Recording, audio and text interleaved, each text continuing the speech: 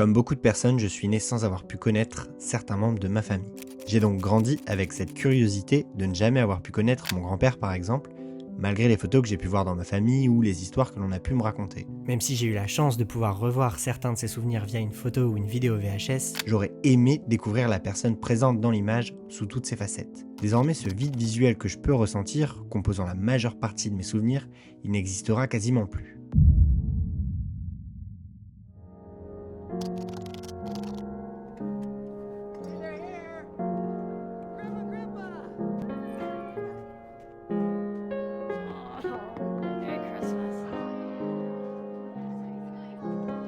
Depuis l'avènement du smartphone, on a donné la possibilité à 5,44 milliards de personnes de documenter chaque instant de leur vie. Que ce soit les premiers pas de leur enfant, le 4e anniversaire de votre neveu ou encore une situation cocasse de la vie quotidienne. Chaque moment, chaque instant peut être capturé par la meilleure caméra que vous puissiez posséder. Celle qui est toujours sur vous.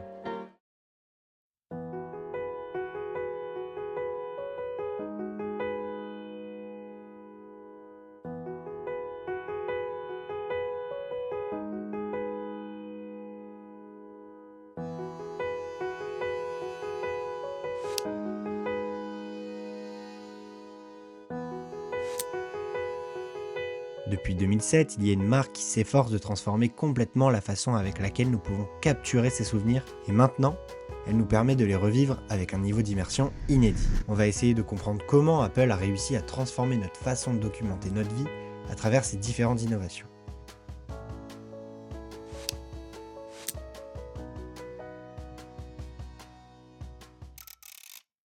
Comptant plus d'ingénieurs en photographie que Canon, Apple met religieusement à jour chaque année la caméra de son iPhone. Aussi étonnant que cela puisse paraître, il y a toujours la possibilité de faire de l'iPhone la meilleure caméra que vous puissiez avoir sur vous. Son format étant une force et ses capacités n'étant plus à démontrer, l'iPhone a une façon singulière de capturer un instant. Le dernier né de la marque est forcément armé des meilleurs capteurs et des meilleures puces disponibles sur le marché. Mais c'est jamais par leur capacité matérielle que l'excellence des produits Apple s'illustre. on va prendre un instant et regarder la longue liste de caractéristiques de la caméra de l'iPhone 16 Pro. Deep Fusion, Photonic Engine. Est-ce que c'est pas encore du naming un peu grossier de la part d'Apple ? Pas tout à fait. Lors du lancement de l'iPhone 11 en septembre 2019, Apple a évoqué une nouvelle fonctionnalité photographique nommée Deep Fusion.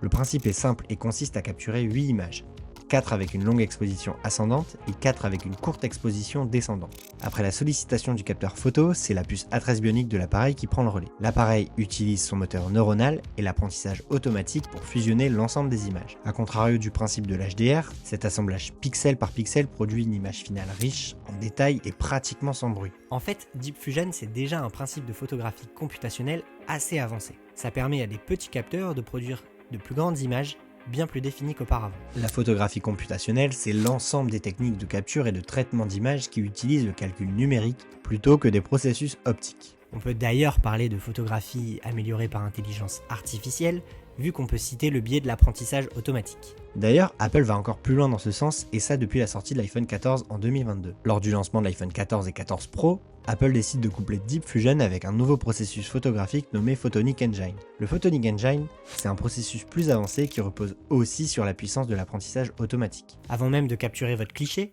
l'iPhone va reconnaître la scène que vous voulez photographier. Ça peut être une personne, un paysage ou bien un objet. Grâce à cette préanalyse, le moteur neuronal de la puce dite bionique va pouvoir anticiper les contraintes d'exposition, les textures, mais aussi les différentes couleurs de la scène pour mieux vous les rendre à l'image. Évidemment, tout ça, ça fait beaucoup de processus en arrière-plan pour simplement prendre votre chat en photo.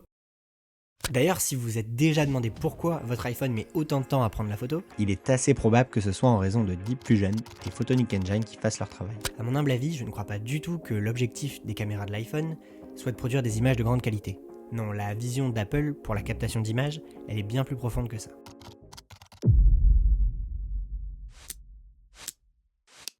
Ok. Ils avaient l'air plutôt indécis sur le positionnement des optiques sur l'iPhone, non ? Ce positionnement, il a un objectif bien précis.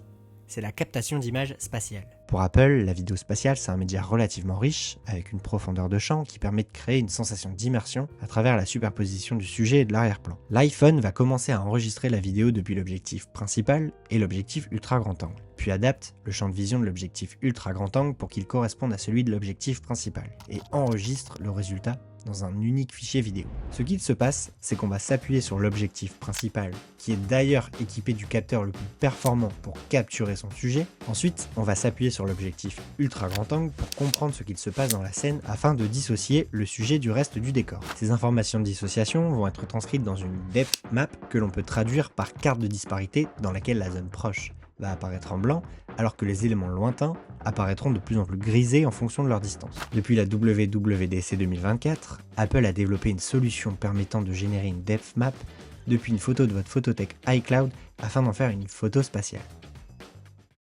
With just the tap of a button, advanced machine learning derives both a left and right eye view from your beautiful 2D image, creating a spatial photo with natural depth that looks stunning on Vision Pro. Vous avez la possibilité de créer cet effet de profondeur et donc de réalisme depuis n'importe quelle photo de votre iPhone. Vous n'êtes donc pas obligé d'utiliser la fonction de capture spatiale pour créer cet effet. It will enable you to take your old 2D photos and convert them to 3D. And it will feel like if you're watching them or looking at them with Vision Pro, that you're there.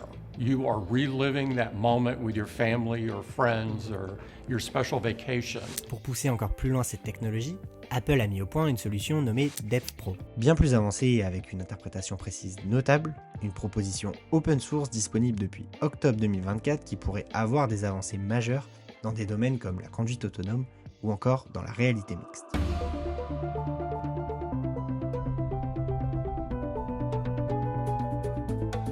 Introducing Apple Vision Pro. The era of spatial computing is here.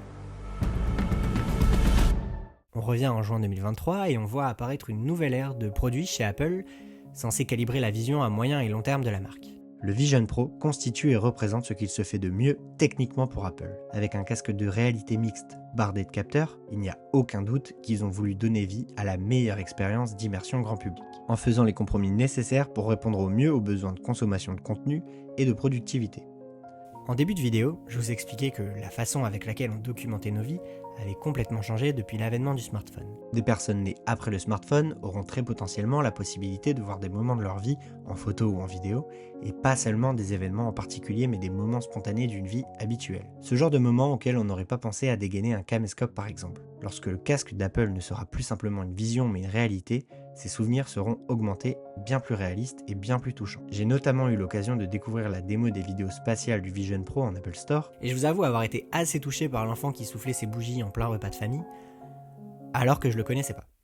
Sincèrement, faites la démo en Apple Store. Il y a plusieurs facteurs qui font qu'Apple est convaincu par cette manière de voir les choses. TV Plus a été évidemment un pas en avant pour que la firme puisse constituer son catalogue de médias adaptés. Avant ça, ils ont eu depuis plusieurs années un impact majeur dans le monde de l'audiovisuel. Qu'on parle des codecs vidéo, des placements de produits stratégiques ou encore le logiciel de montage vidéo Final Cut Pro, l'écosystème global laisse penser que Vision, c'est la concrétisation de tout ça. Ce paysage audiovisuel et culturel d'Apple.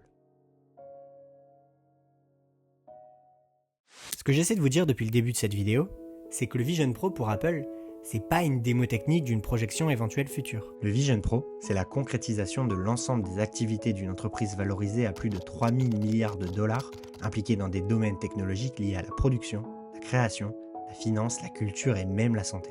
People want to go back to their older photos and make them 3D. And so we're doing that with Vision OS 2. We couldn't be happier than to deliver that. We're seeing an enormous take-up of the demos in the stores. And so we continue to make that process better and better. We've got a number of stores in Australia, and I would encourage everyone to go down to their local store and get the demo. La technologie nous a connectés et nous a permis d'accéder à des informations de manière instantanée. Elle nous a permis de nous balader avec une caméra dans un smartphone pour capturer n'importe quel instant de notre vie. Nous sommes tous devenus capables de documenter nos vies, de capturer un moment clé et de le revivre de la manière la plus immersive possible. Je ne dis pas qu'on a inventé la machine à voyager dans le temps, mais quand même. On a passé plus de 20 ans à remplir ce qui était une pellicule, qui est désormais une photothèque, et demain sera une rétrospective de nos vies, avec la possibilité de la revivre virtuellement à n'importe quel moment.